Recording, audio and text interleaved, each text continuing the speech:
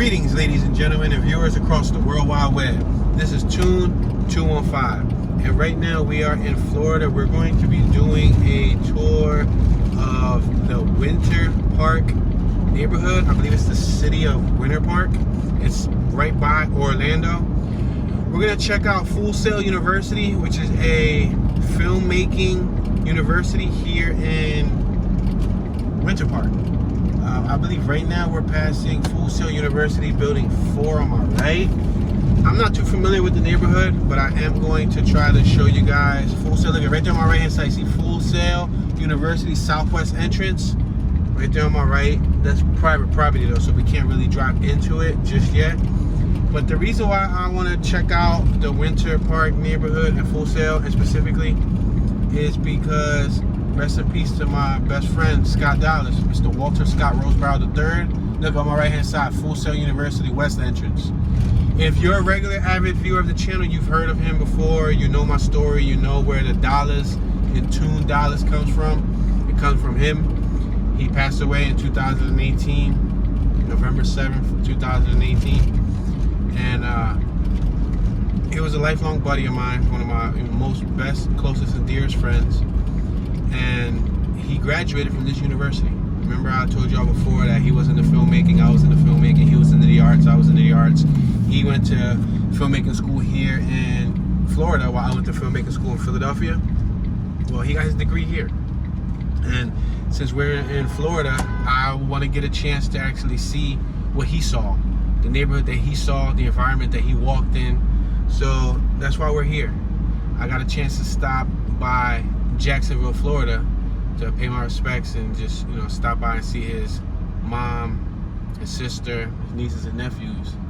That was a heartening experience, but it was warm also because we had a lot of good laughs, got a chance to catch up, talk to his folks. So right now we are here. We got Full Sail University to my third right. It says it right here on this sign on my right hand side. We got a Toyota dealership on my left. We got a McDonald's restaurant on my right. We got Miller's Orlando Ale House on my right hand side. We're passing Driggs Drive. We got a bus stop on my right hand side, Link 13. And this is all campus building on my right. I don't even know if I'm allowed in here, but I'm gonna make a right and I'm just gonna go in and just be nosy. I just wanna see what the environment looked like. So this was an arts school. I believe if you wanted to get into acting, if you wanted to get into filmmaking, editing, graphic design, or probably animation, things of that nature that were related to the arts, this is the school that you would go to here in Florida. In Philadelphia, believe it or not, and even on YouTube, I used to see a lot of these advertisements. Like before a YouTube video, they would advertise, I guess because they knew that I was watching filmmaking videos or I was into filmmaking, that they would recommend Full Sail University. And they would play the promo and the commercial. And I always knew, like my buddy went there, you know, and even when he was alive, I knew my buddy went there. And now I'm actually here. I'm seeing it for the first time in my life. It's amazing. It's a surreal feeling. I wish he was here to show me around the campus and show me the environment.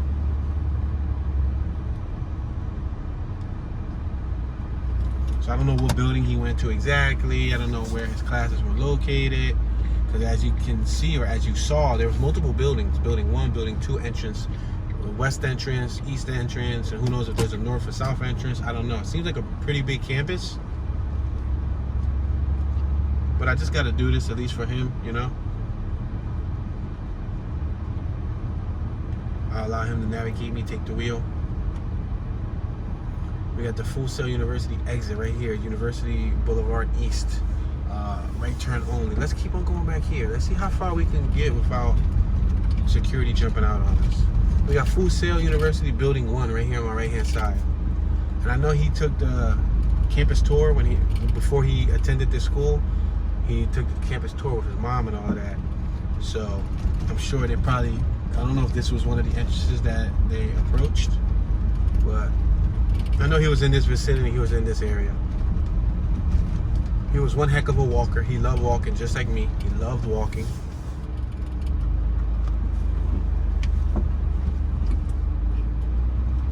was a little bit more of, I guess you can say, an outrovert than I was. I was more reserved. I was more of like an introvert. He was more like, he'll get down with you and he don't mind. Like, he'll meet you, and if you cool peoples and he could vibe with you, and you know, you guys shared mutual interests, he would sleep over your house. Me, I'm like the complete opposite. Like, I would not do that. Maybe in my younger years I might, but in this age and period of my life, I would be more reserved and more, you know, I stayed in my personal space. We got a student right here on my right hand side, got a book bag. He also met a new friend in his life here at this school. I believe the youngster's name went by Brady. That was one of his good friends. I never got a chance to formally meet him. I've heard about him several times, but I never got a chance to meet him. However, when he passed away, the week he passed away, he was, I believe, gunned down on a Wednesday. He had a ticket to fly to California. I believe he was going to Yucca, California, to work on a film with that friend that he met here named Brady. And he got gunned down like 3 days before his flight out of Philadelphia, PA. And he got gunned down by somebody that he was living in an apartment with. It was an apartment building, and one of the other tenants, I don't know, to my knowledge, they had disagreements about, it was a shared bathroom, so they had disagreements about the cleanliness of the bathroom. I don't know the full details, but I know one thing led to another from what I was told by his mother. He spoke to her on several occasions about the arguments that he would have with this gentleman. And the gentleman was actually a friend of the family, which made it even worse. Nigga, you got the Hangar Full Sail Apparel. I guess they sell Full Sail college university stuff there, like shirts, sweaters, and all that. But they got into it one day. He got out of work. It was the evening. I think he got out like, and from what I was told, right after he got out, he went home, and I don't know, they got into one last argument. They got into a fist fight, like an altercation or something. And then the gentleman, I guess, pulled out a firearm. That's the only thing that I can imagine. He pulled out a firearm, and he not only gunned down my best friend, after he gunned him down, he took his own life. So that's how the cookie crumbled. I never really got any closure. I never really got an answer.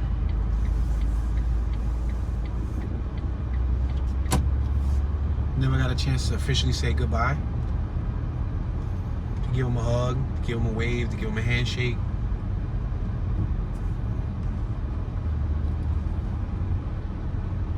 Never got a chance to have that one last conversation, you know? So, he visits me in my dreams often. He was in my dream last night. And then like 3 days ago, I had a dream with him. I've had probably to date maybe 60 or so dreams within the last 3 years. You got something that says Sim Lab on my right hand side. I spoke to his mom and I spoke to his sister, and I asked his mom if she had any dreams of him. I believe she said no, or maybe she might have had one. I spoke to his sister. I asked her the same, have you had any dreams with him? She said she's only had like 2 throughout the last 3 years of losing her brother. And I don't know, I guess I feel like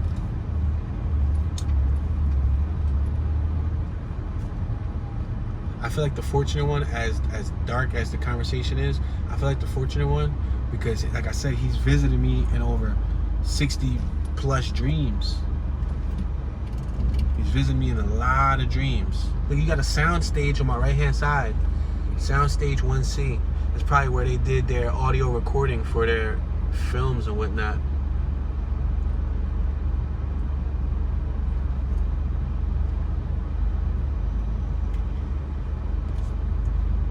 Yeah, so when he comes to me in the dreams, they'd be very detailed dreams, very detailed, very vivid. They're not like any normal dream. They're warm, full dreams. Like, I can remember details, and like we'd be doing several things. Like, we'll go out together, we might be doing, I mean, one time we was on an island, and another time we was around the way, another time we was running from people and nothing. Like we'd be having different dreams and multiple dreams. Like we'll have conversations, we'll talk, and it'd be like weird. I remember like in the first early stages. I remember when around the time he first left us, I was hugging him tightly in my dreams, crying, feeling emotional pain, emotional hurt, and he would just let me know, hey, it's all right, Jay. Like it's all right. It's all right, man. And it was just weird, you know. I've even had dreams where me and him had an argument. Like that's how many times I've dreamed of him. One time I dreamed of him like 6 times in a month. And it was, you know, times 4 to 5 times a month. I would dream that it might go like a couple weeks without a dream, and then boom, I'll dream of him again. And I don't ask for him to be in my dreams. He'll just pop up in my dream, and he'll hang out. We got the Full Sail University banners on my right hand side hanging. University place on my right. So what we're gonna do is, not only did he attend Full Sail University, but he also used to my knowledge, stay in Winter Park, Florida. So we're gonna do our best to try to go to Winter Park, Florida, which I believe we're on the outskirts of it. So we're gonna try to go to the actual neighborhoods. I'm just gonna drive around. No particular point of interest. I just know that I want to drive in Winter Park. I remember one time, I'm gonna make this illegal left turn on this red light. Ooh, that cyclist came out of nowhere. Like, wow, Walt had that same Schwinn bike right there. That same Schwinn bike. That was from Walmart. Because I went with him to get that Schwinn bike. Wow, that's amazing. I'm gonna make this illegal U-turn right here. I call it illegal because I'm making a turn on a red hand. You're not really supposed to, but it's cool. Now we're gonna take this road straight down till we enter the Winter Park neighborhood. On my left is more of the campus, but and check it out, right there on my right hand side, there's a big advertisement that reads top 50 film schools. You see, Full Sail is supposed to be like one of the most you know, accredited, you know, or I should say credited film schools. Yeah, I remember he was so excited. He was so enthusiastic about attending school in Florida. He loved Florida. He loved it with a passion. He loved it, I mean, beyond belief. I remember when he left to go to school to Florida. Remember, I grew up with him. He was my neighbor. So if you guys don't know the context behind our story, he was my neighbor. We grew up next door to each other. And we hung out with each other. He was 2 years older than me, and we had a lot of the same interests: rollerblading, bike riding, video games, arts like drawing, crafts, many of the same things we always loved to, you know, do. And we used to do them together, like hang out. You know, we were really friends. He would hang at my house, I would hang at his house. He knew my parents, I should say. He knew both of them, even though my mom didn't raise me. I grew up in a single parent household. When I would go visit my mom at times, he would come with me, and he knew my mom. I knew his family, and vice versa. So we were that darn tight. We were so tight that for the holidays, my pop would get him a gift. You know, if we would go out shopping, my pop was gonna give me a toy, or my pop was gonna give me a sweater or a shirt. My pop would get him a shirt, or would get him a toy. Or it got to the point one year, we gave him my bicycle. Like I had a 20-inch bicycle. I got a brand new 20-inch bicycle. My other bicycle was still in great shape. We gave it to him. We gave it to him, you know, because he was my best friend. And it got to a point where I know me and him, we were at the wrong place, wrong time. I don't want to get too much in depth in that story, but it was me, him, and my other buddy Steve from high school. We got held up at gunpoint. We got stuck up. It happened so fast, so quick, you know. And I know it kind of, look at right here, it says Winter Park Pines on my right hand side. So I don't know, we haven't entered it yet. We're like 3 blocks away from the Winter Park community, but I just wanted to point that out. We're passing Lincolnshire and we're on Scarlet Boulevard. It got to the point where, like, it seemed like after that, I don't know, he didn't feel Philly as much as he used to feel it. And when he attended school, he wanted to go elsewhere. He wanted to get out. I always respected that. I always told him, we made a pact. It was like, we knew we were both gonna go to film school. I was gonna stay in Philly. He was gonna go to Florida. Our pact was like, if one of us made it, we'll pull the other one on. Made it in the sense of if one of us got in the film industry, we'll pull the other one on. Whoever made it first. If I made it first, I was gonna pull him on. If he made it first, he was just gonna put me on. Neither of us got to make it by the time he passed away. I was still in the process of being a young independent indie filmmaker, grinding from contract to contract, struggling, trying to make a living. He was, you know, in his freelance independent career. I was trying to toss some gigs, trying to recommend them to people. I would always try to be like a North Star. I would try to, you know, motivate him. I remember when he left to go to school. All right, guys, right now we're entering the Winter Park neighborhood. So by the end of this block, we'll officially be in the Winter Park neighborhood. Now, Winter Park is pretty darn big. It looks really, really large.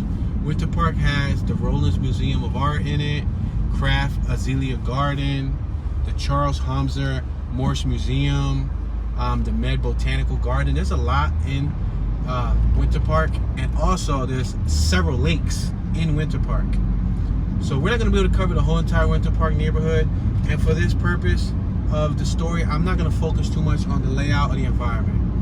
I just want to dwell on my buddy. I'm in his neighborhood where he walked. I know this guy was a walker. We used to walk beyond belief. So I just want to, you know, talk about the warm memories. So yeah, I remember when he left the school, I felt empty, dude. I felt like it was like one of those sad episodes, or like one of the last episodes of your favorite series, whether it was The Fresh Prince of Bel-Air when Will started crying, or whether it was like Martin, I don't know. Think of one of your favorite shows and think about the last episode, you know, last episode of Friends. I don't know, I haven't seen all those last episodes, but I'm trying to compare it to just that feeling of like, you know, you didn't know what the future held. So I knew that he was leaving, and we said our goodbyes, and he studied here. He would come for like the holidays. He would come like, you know, once a year. I think it took him like 3.5 years, 3.5, maybe 4 years to obtain his degree. But he would come for the holidays. He would, you know, Christmas or Thanksgiving, he would pop up in Philly, you know, for like 2 weeks, 2 or 3 weeks, or if it was like winter break, you know what I mean? But then right when it was finished, he would go back. We would say our goodbyes again, and at the time, I was you could say, I would indulge in Mother Nature's green plant, and so would he. And we would link up, and we would brainstorm all sorts of ideas and all sorts of. We were both creative individuals, and we would just have fun, man. We would have a lot of fun. And I remember every time he would leave again, and it was time for him to go back to school, I felt a little sadness in me. I think I felt sadder than he did, but I didn't know why I would feel sad. I thought it was, you know, because my friend was going away, and I was going to see him for a couple months, maybe a couple years. Boom, you know, because that was a good friend. But who knew if that aching that I was feeling when he was leaving to go back to school is because somewhere in the universe, somewhere in my soul, I knew that he wasn't going to be around forever. We're going to make this left on Perth Lane. Because, you know, you never know when someone's going to go. They always say, you know, this day could be your last. Any day could be your last. I never knew. He never knew. We never knew that he was going to go. He was young. He passed away. I was 29. He was, I believe, 32. He passed away at 32. I was 29, turning 30 when he passed away, because he's 2 years older than me. And that was something that was unfathomable.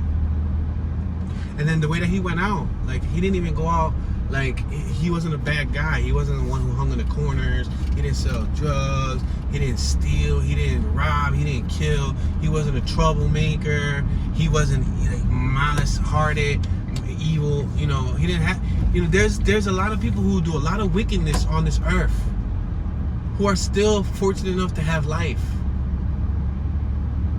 But somebody who was very angelic in a sense, now that I look at it, I live to be older than him. I'm 33 now. When I turned 32, I almost thought that I wasn't going to live past 32. I thought that was going to be my prophetic year, that something was going to happen to me. But I lived to be 33, and I look at it now, and yeah, it was like the brother that I never had, because I do have 7 sisters. 1 passed away, so 6 sisters and 3 brothers, but I didn't grow up with them. My mother and my father split up when I was 2. My pop kept me. My mother kept my sister. Then she went and met what would be called my step-pop and had my other brothers and sisters. But even my real sister and all my partial brothers and sisters, which to me they're all my real brothers and sisters, like I don't look at them no different to this day, they all were raised with my mom. I didn't have no siblings in my household up until about the age of like 11, until, that's a whole nother story that I explained on it on one of my tours by old guys, was in the Fern Rock tour. I explained it briefly in my Fern Rock, Philadelphia hood tour. I explained how my cousins ended up moving in for a brief couple years, and I said sure, because I didn't have no brothers and sisters in the house. So I was a child that I was yearning for that social connection between siblings, but I didn't have them in my life. So the closest thing that I had to a sibling was Walt. And even though my cousins was in my house, male cousins, 2 male cousins and 2 female cousins, they were a lot older than me, and I guess we couldn't relate on a lot of things. And actually my female cousin, the one that I'm talking about, she recently passed away. She knew Walt too. She was in the household when Walt passed away. She saw me cry, she saw me in pain, and I didn't know that 2 years later she was gonna die after Walt. She passed away at 33. Walt passed away at 32. So Walt filled that void. He filled that gap.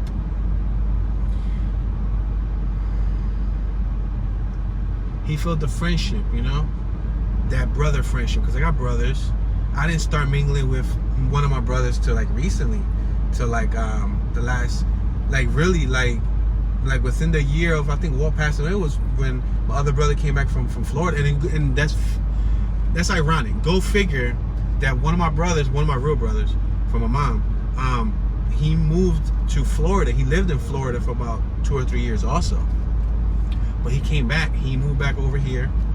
And the year he moved back over here, we started rekindling. I believe that was the year that my best friend had passed away. And it was like, I just got a chance to link up with one of my brothers, but Walt knew me more than my own siblings. Walt knew me more than my own father. Walt knew me more than my own mother. Walt knew me more than, you know, at the time, my own wife. Or at the time, she was my girlfriend before we, you know, decided to get married. But Walt knew me more than probably any soul on this earth. And we've had our disagreements in life. You know, I think that happens amongst most friends, amongst most, they say brothers fight, sisters fight, siblings fight. We've had our disagreements plenty of times. I'm not going to act like it was a peachy friendship. But we've always made up. We've always, you know, ended up coming back to the round table together and brainstorming and plotting. And I have a couple skits on my channel. If you guys are new to the channel, I have a couple skits with him in it. A skit is a short, like, video, like a little comedy. I'm sorry, I got a hiccup. A skit is like a little short film, like a short film per se. And he's in them, you know. He plays an actual character because he was down for it, whatever. He was my homie that was down for it, whatever. I knew every time he came from Florida, we was gonna turn up, and we wasn't gonna turn up like, oh, get drunk and party, but we was gonna brainstorm. We was gonna shoot something. We was gonna be creative individuals. He was a fun guy to be around. He was courageous. He was adventurous. He was a risk taker. Like, you know, I would, you know, go to one point of a building. He would climb to the very tippy top of the itsy bit of that building and take it in. It didn't matter what time of the night I wanted to hang with him. Whether it was 9, 10, 11, 1, 2, 3. He would leave my crib at 3 in the morning sometimes. Or he would leave at 3 and go to sleep. And if I needed him at 7 o'clock the next morning, he'll be in front of my crib, or he'll be at the corner of the block waiting 7 in the morning on time. I don't got many friends like that. I don't have many friends that was that prompt, that was that real, that was there for me. We had the type of friendship that if I had $20, I made sure he eat. If I had last $5, if I only had $5 at the time, General Toast Chickens was $4.95. I would eat General Toast Chicken with broccoli, extra spicy, with white rice. If I only had $5, he ain't eat. Guess what? We gonna buy that General Tso chicken. I'm splitting it in half with you, bro. Sharing was caring. I would always share what I had with him. If I would cook, if I would make breakfast, I will make him breakfast, and I will make myself breakfast. If I make dinner, I make him dinner, and I make myself dinner. I always make sure that he ate. If I would stop by the store to get something to drink, yo, whoa, you want something to drink, bro? And not for nothing, but at the time, I was a little bit more financially stable than he was. He was still finding his way with employment, with life, with this and that. I would treat him like he was like you know, like a sibling. Like I would break bread. Like I would break bread heavy. Like even just to go out and do activities. If we would go somewhere, I would like treat. You know what I mean? It didn't matter to me, you know.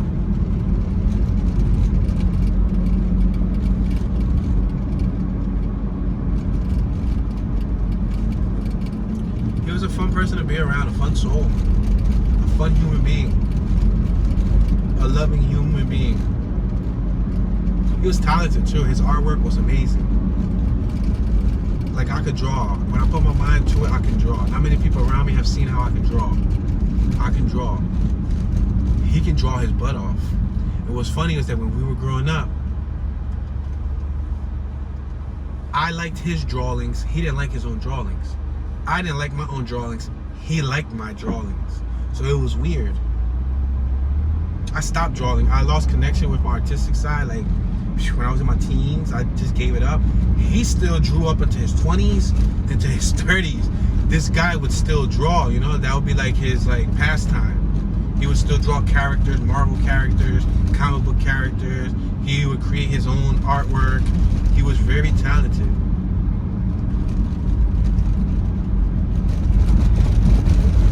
I look at it now, and I feel like I was grateful. I was honored. I was privileged to have him as a neighbor. Because if I didn't have him as a neighbor, there would have been so many other things that I didn't get into because he wasn't around. I would have probably met all the wrong people because I didn't meet him because he was the right one. He was a good influence. He was a good positive influence to have around.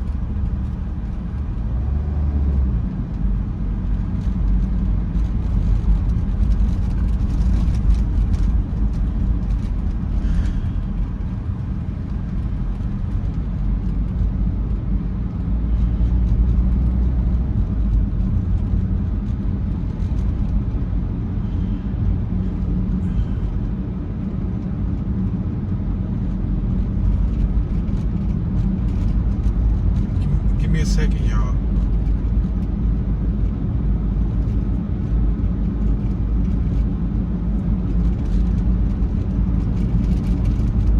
So I ain't never have any older brothers, right? I had older cousins, but I never had older brothers. I was cursed to be the oldest. I'm the oldest out of my, 6 sisters and three brothers. Rest in peace to the one sister that passed away, which would have made 7. So I'm the oldest. Unfortunately, I've always hated the fact that I was the oldest. I always wanted an older sibling, an older brother, or an older sister, right? Never had that. He was the closest thing that I had to an older brother. Now, mind you, as adults, when we were in our 20s and all of that, I would look forward to showing him my work. And I remember on several occasions that he looked at my work and his eyes blew up. And he liked my style. And I felt it was cool. I felt like, like I felt like showing him what I had and having his approval meant something.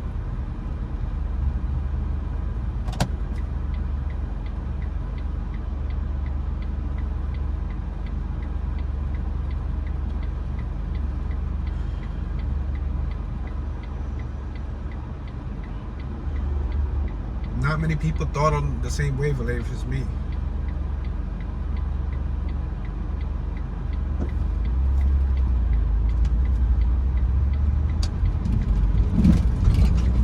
But I'm proud to say that he did. We're still in the Winter Park neighborhood, guys. I have no idea what address he lived on, you know, or lived at.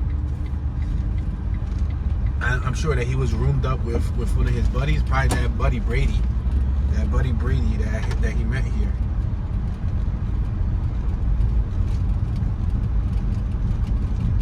Well, it was, you know what they say, like minds think alike, or great minds think alike, like-minded people. He was very like-minded.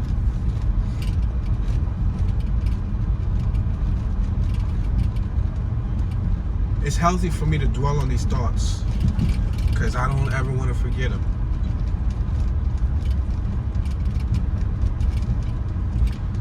He was my African-American brother. I say that with pride, but don't get it twisted. He was African-American, but that boy knew more Spanish than me. He definitely did. His mom sent him to Puerto Rico for, I believe, 3 years in middle school. That was another hard 3 years of my life. Yeah, that was another hard 3 years of my life. Because I remember he had to go live in Ay Bonito, Puerto Rico. And I hated that fact too. But he came back knowing Spanish. That boy knew Spanish. When I remember when we would go talk to we would like try to kick it to the ladies, I would sell that as one of his attributes. Like, you know, like, hey, well he knows Spanish. But yeah. We liked a lot of the same foods. We had pretty much the same favorite colors. He wasn't a materialistic person. I wasn't a materialistic person. He was a minimalist. I was a minimalist. Let's make this left hand turn to see where we're going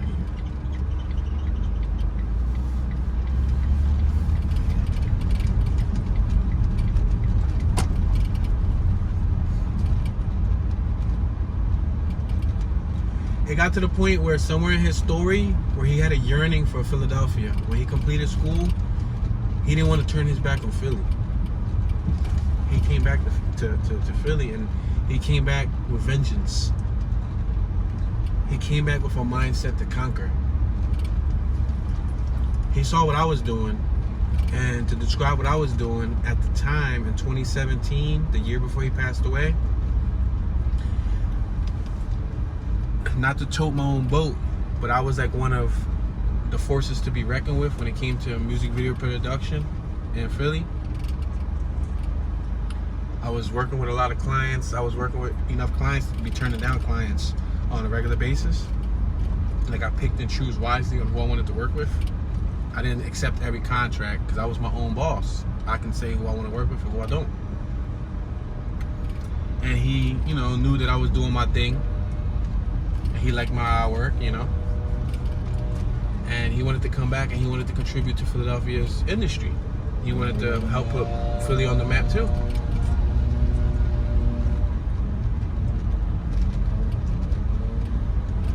But it didn't go according to plan. As I explained to him, it's a tough business. It's a tough business. Philadelphia, you know, I used to book gigs, but not a lot of people wanted to pay, you know, and I knew which ones to maneuver, which ones to dip and dodge. At the time, I had probably 100 or so music videos, probably close to 100. Now he was coming from Florida, and he was starting from scratch, and I try to, you know, school him on a little game, try to explain to him, you know, you got to start out somewhere, you know, you got to start small. And he had a vision of making movies. He wanted to make movies. He didn't want to start small. He wanted to jump straight from school and jump straight to a big film. And I admired that way of thinking. But my way of thinking, what I would explain to him is that happens occasionally in the world, but it's not always feasible. And in my case, making a movie leaves you broke. You need money to make a movie. Unless you're gonna make a free independent movie and try to sell it off, you're gonna be basically starving. And in my particular situation, I couldn't be starving. I couldn't be broke. So I had to grind small. I had to do little skits, little short discs, little music videos, and I would do like little practice projects, little exercises to hone my craft, to hone my color correcting, to hone my shot composition, to hold, you know, to work on editing, to do this, to do that. And he wasn't really interested in doing that. He wanted to go straight to a film. He wanted to go straight to a film. He shot a couple music videos. He had a demo reel for college. Worked on a couple little short films. But every time we would link, like, he wanted to work on a film. And we worked on a couple shorts together, but nothing big. Probably the biggest thing that we worked on is, if you look on my page, there's a documentary called The Graph Files of Anarchy. It's a graffiti documentary. That documentary, he worked on it with me. He shot B-cam. He also shot some B-roll footage. One of the most iconic scenes to the introduction of that documentary, when that police officer in the SUV pulls up to us and asks us if we seen anybody spray painting around here. That's his camera. He was capturing that footage, and he was the one that replied to the officer. He said something like no, and then when the cop drove off, he said it must have been that dumb B from around the corner that basically snitched on us.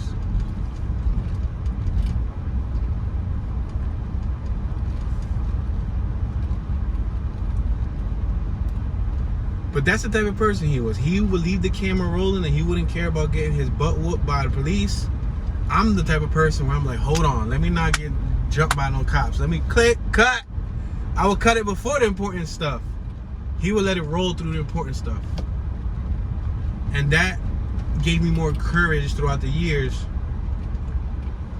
After losing him, it was like, man, listen, what would let it keep rolling? I'm gonna let it roll.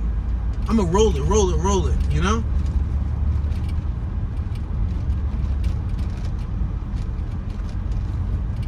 My boy, man. Yeah, when he lived in Winter Park over here, remember I said I was artistic? So I got into doing some tattoos in my younger years. I tried it. It didn't stick. Like the physical arts, the physical labor, the tedious labor of drawing and all of that didn't stick much for me. Like, you know, it did others, or it did him. But I did tattoo a few dozen people in my younger years, including myself. And I remember talking to him one time via phone. We was catching up, and he told me that he was about to start tattooing, and he was thinking about tattooing and this and that. I'm like, yo, bro, we on the same wavelength, dog. Look. I'm gonna send you my old equipment. I had upgraded to a bunch of, you know, quality machines and, you know, power supply and everything. And I was like, dude, I'll donate you my stuff. Like, I'm just gonna give it to you. So I mailed him my stuff, and that's why I remember the Winter Park address. Well, I don't remember the exact address, but I do remember him living in Winter Park, because the address that I sent it to was Winter Park, Florida. So I sent him my old guns, my old liner, my old shader. I sent him some basic needles, some cheap inks, you know, the little starter thing so he can get started.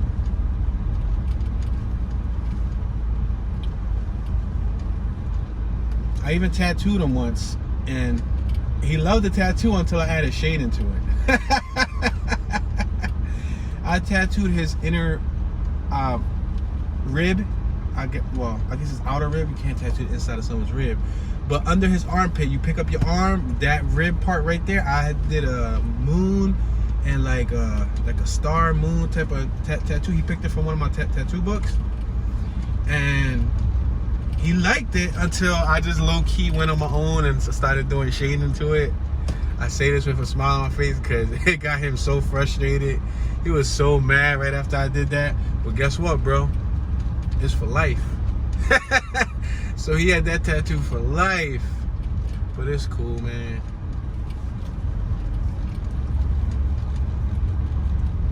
He forgave me for the tattoo. We took dozens of years after that. But he was the definition of a good friend, man. He'll help me clean out if I needed to clean. He'll help me clean if I needed to take out trash. You know, some friends are dip. They're like, oh no, you cleaning, bro. I gotta be out. Or like some people too cool, too clean. They don't want to get their sneaks dirty. They don't want to sweat. He'd do it all, man. He would do it all. I would admit that I was more of an automotive enthusiast than he was. Like, he liked cars, but I had a peculiar taste for cars that he didn't have. But he knew that I love cars, and he would help me with my car. One of his favorite cars that he always wanted, but he never got a chance to get, was an Acura Legend. Like the 92 through 98 body, he always loved the Acura Legend. And I always said to myself, in the future, whenever I get financially stable and I'm, you know, able to house more than, you know, one vehicle safely, that I would get an Acura Legend for him. Like, you know, in honor of him. He always loved the Acura Legends.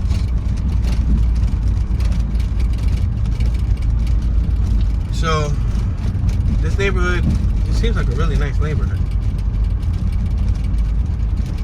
Wow, well, now I see why you didn't want to come back to Philly. It seems like a really nice area, guys. This is Winter Park, Florida. Seems like a really nice area.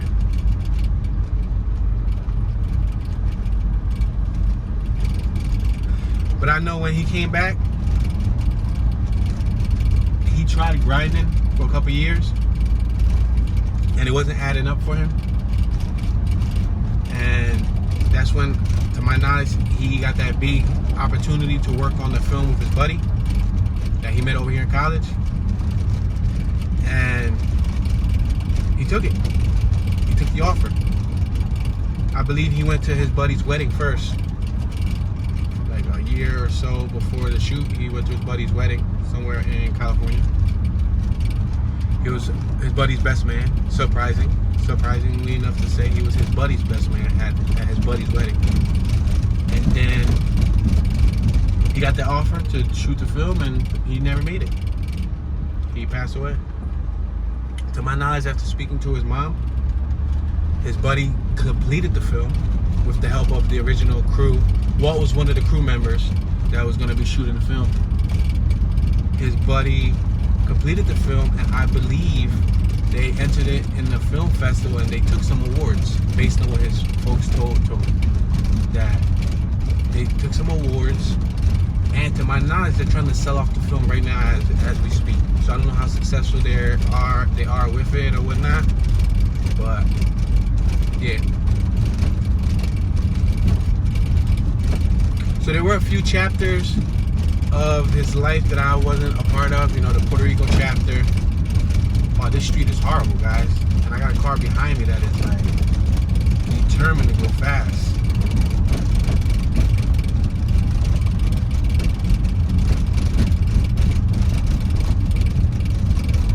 But you guys can't go by because I see you guys are extremely impatient. Yeah, so wow, that was a heavy bump. I'm gonna make this right hand turn on Fairfax because this cobblestone street or this brick street isn't treating me so well. There was a couple chapters in his life that I wasn't a part of, such as the Puerto Rico chapter and then the Florida chapter.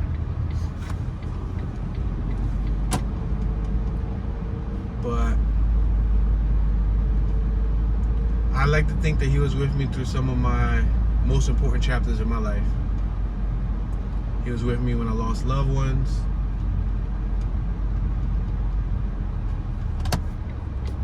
He took, you know, things that he knew about me to the grave.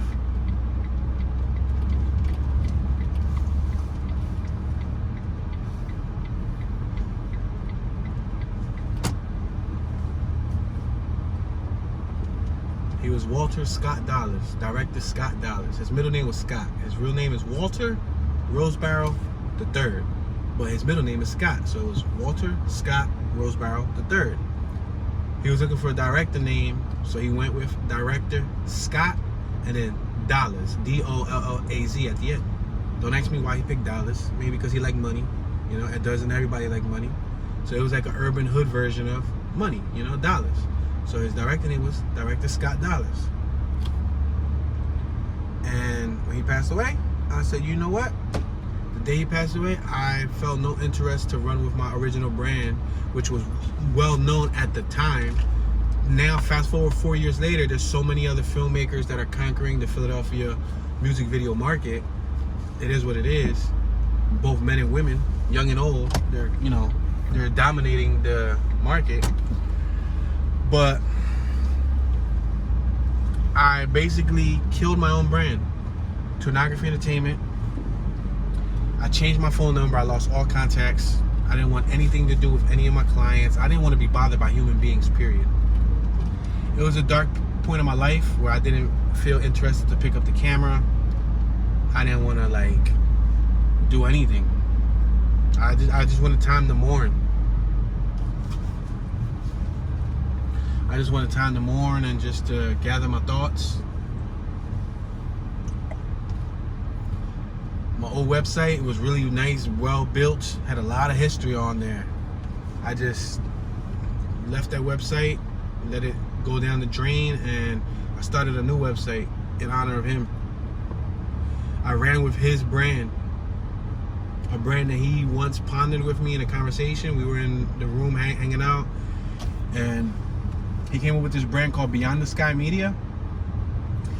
That name didn't stick to me when I first heard it. I thought of several different, I used to make pun. I used to joke with him, what, Universal Outer Space Media, what, In the Stars Media, or Outer Space Productions. And I used to crack jokes on him because I was Tunography Entertainment. Tune for my root name, Tune, T-O-O-N.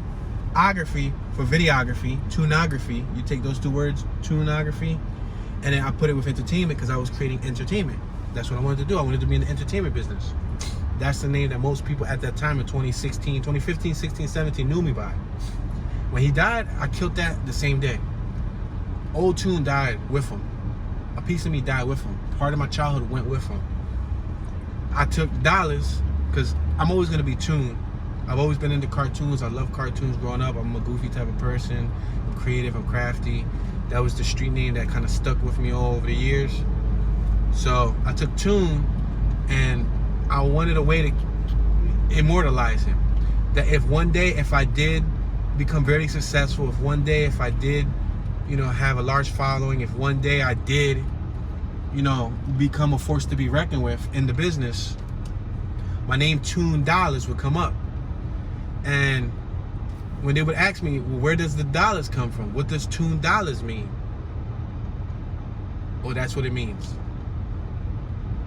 First name Tune, last name Dollars is his last name. So when you look at me, I want you to think of him. When you see me, I want you to think of him. When you see my work, I want you to think of him. So if you look at, I have another YouTube channel called Beyond the Sky Media. Again, it's just like the website.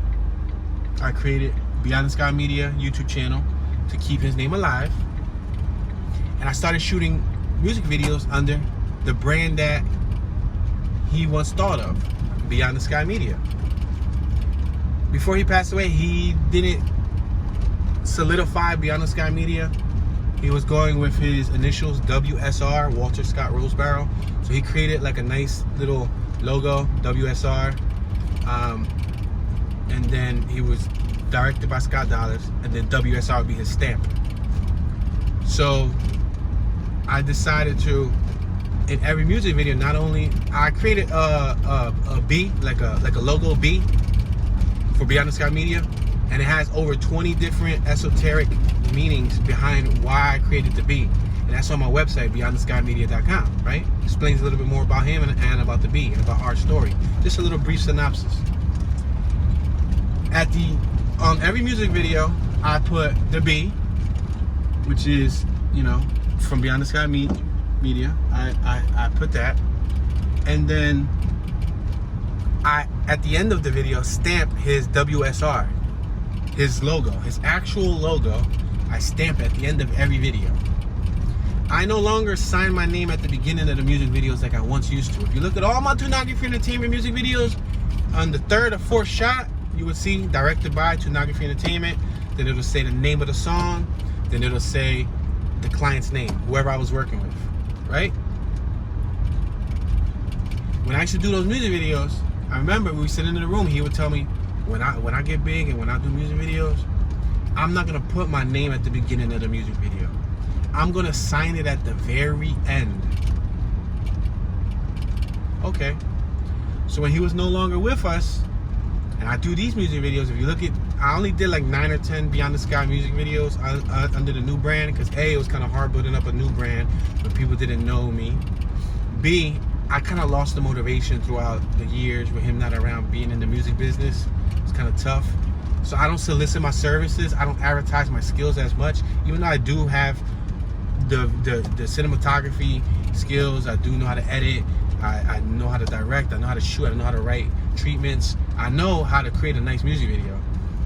But I don't push myself out there in the business. I don't solicit, say, hey, I can shoot your music video. Most people don't know I exist. But with the music videos that I have shot, if you look at them, I followed his method before, the method he told me about before he left this earth. I follow that same method. I no longer stamp the beginning of the music video. It's the B for Beyond the Sky Media. Then it's the name of the song. Then it's the client's name. Then at the very end of the music video, just as he said he would, I put directed by $2, the last shot of the music video, or the last shot or two before the music video ends. And then at the very, very end, after the black screen, I stamp his his WSR for Walter Scott Rosebarrow, that logo that he developed. I stamp that, and I stamp it so, just like he said that he wanted. He said that he wanted his name at the very end. He said, I'm gonna stamp my name at the very end. Well, guess what? I stamped it at the very end for you, buddy, and you ain't even got to be here to take the credit for it, because I'm making sure that they question, what is that WSR at the end? And I know I've had a couple clients that ask me after I edit their music video, they ask me, yo, but can I ask you something? What is that at the end? What is that logo? And I explain to them, and they accept it, they understand it, and they respect it, that I'm trying to keep his name alive. But that's the least that I can do. That's the little things, the little details that I can do to keep his name alive. So some people, crack jokes on it. I know there's been a couple of videos where I say, oh, this is your homeboy $2, and the people in the comment section be, oh, $2 or $2, and they make jokes and this and that, and they don't understand, or what a stupid name, $2 blah blah blah blah blah, but you guys don't understand it. It has more of a esoteric meaning to it. It has more of a deeper meaning. And I don't care if anybody understands it, I understand it, and I understand why.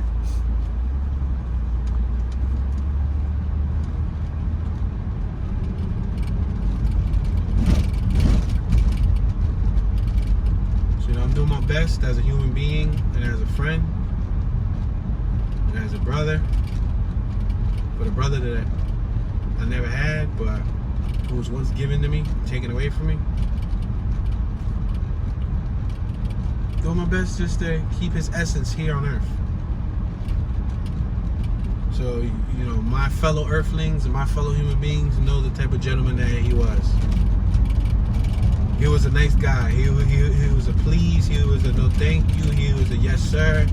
He was a nice person. He was funny. He had a heck of a smile. He had straighter teeth than me. Yup, he had braces, and he had retainers, so he kept his teeth straight. He had better fingernails than me.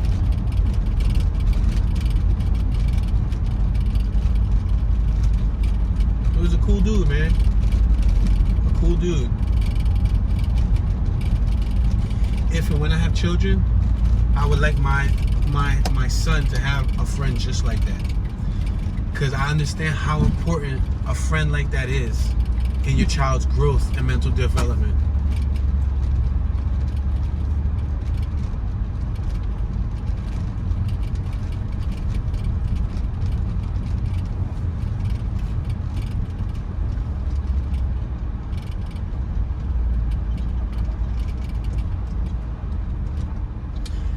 After that happened, I kind of regretted like motivating him to come down to Philly, because if I would have knew that that was gonna happen, I would have told him, stay in Florida, bro. Stay in Florida. Don't worry, I got this. Let me hold this down, man. Let me hold this down. I'm gonna keep Philly on smash, bro. You get Florida on smash, bro. Look, we could conquer more if you in Florida and I'm here. I did not know. Call me selfish for wanting my best friend to be in the same city as me, to, you know, me to be, you know, in the presence of whenever I need him, he's there. But I wish, if I knew that this was gonna happen, I would have never allowed him to come back here. And like I said, he didn't get killed in the streets. He didn't, you know, do nothing wrong to somebody to an extent where he deserved to like get taken out. He passed away by somebody that he looked at daily. He lived in the same building with this person. I believe this man was like 10 years older than him. I believe Walt was 32 and this man was like in his 40s. I never even got a chance to see a picture of this man's face. I don't know what this man looks like. And to make matters worse, this man is not even on earth to be reprimanded for what he did to not only myself, but to Walt's mom, mother, you know, that's his mom, his brothers, his sister, his nieces, his nephews. Walt never had children. He never had children. So his bloodline never got a chance to, from his side, you know, his sister had kids, but he never had a daughter or a son. So I don't even have a little Walt to go and, you know, check up on, to say hi, to give him gifts, to, you know what I mean? His legacy, to be completely honest, lives through me. Because, you know, although I know his brothers love him, his brothers could only do but so much to keep his name alive. They'll probably do it locally, you know what I mean? I know his sister loves him, but she could only do so much to keep his name alive. I know his mother loves him, his father, I know his family loves him, but there's only so much that they can do to keep his name alive. Now, speaking of his siblings, Walt has a brother from his father. Walt didn't grow up with his father. What was intriguing about me and Walt was, I grew up with my father. I didn't have my mom in my life. Walt didn't have his father in his life, but he had his mom in his life, right? So we could kind of somewhat relate because we didn't have the opposite parent in our life. His father, which was his real blood father, which was never really there for him the way Walt wanted to be there for him, had other kids. He had another son, which I used to hear about a lot. I never personally met, but I heard about him on several occasions. Walt used to go visit his younger brother. I think was like 10 years younger than him. Guess what, guys? After Walt passed away, his younger brother finished high school. He studied college over here in Florida. I believe he graduated from Full Sail, if I'm correct. I believe his parent, his mom and his sister just told me that. He bought a house somewhere here in Florida, and he's in filmmaking.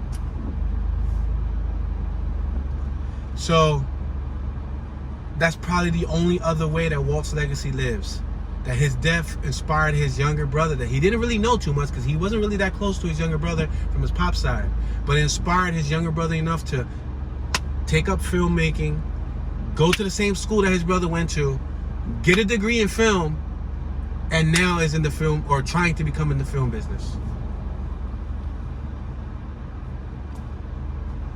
So, you know, but I know this brother I'm talking about didn't know him like I knew him.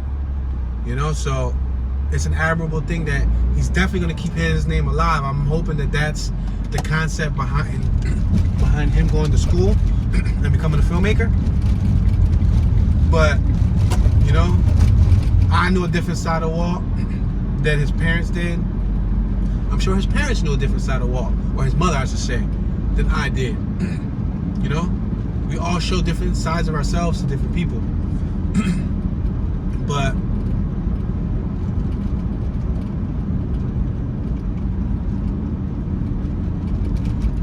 I wish you was here, bro. I wish I didn't have to tell the story. To be completely, truthfully honest with you guys, I would have been in a different path in my life right now if he was not here. I would have probably been still shooting music videos. I probably wouldn't have been, you know, y'all probably wouldn't even know what I look like, because I used to be incognito and didn't show my face when he was here on Earth. I only showed my face because he left this Earth. I probably wouldn't be traveling right now going state to state. There's a lot of things that would have been different if he would have still been here on Earth. With that being said, ladies and gentlemen, we have went over our 1 hour mark. This is one that I hold close to the heart because I allowed you guys to learn a little bit more about our backstory. There's a lot more. There's so much more that I can't tell you within 1 hour. That, you know, I'm driving, I'm thinking about multiple things as I'm driving, so I can't focus on, you know,